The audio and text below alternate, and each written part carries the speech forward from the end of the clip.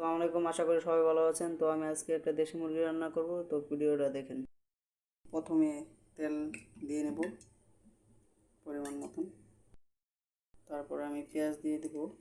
এখানে পেঁয়াজ দিয়ে একটু ভেজে নেব, হালকা পরিমাণ মতো একটু লবণ দিয়ে নেব। লবণ দিয়ে একটু ভেজে নেব। আপনারা শুধু পেঁয়াজ আর লবণটা আগে একটু ভেজে নেবেন ভালো করে, তারপরেও বাকি মশলা দেবেন। তো আমি একটু পেঁয়াজ ভেজে নিয়েছি, এখন এখানে আদা বাটা আর রসুন বাটা দিয়ে নেব, দিয়ে একটু ভেজে নেব।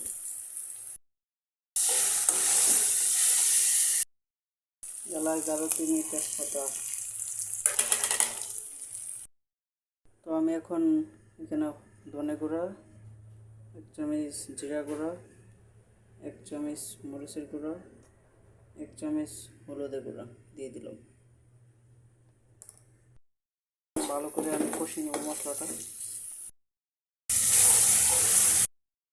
মুরগিটা দিয়ে ভালো করে কষিয়ে নেব মুরগিটা।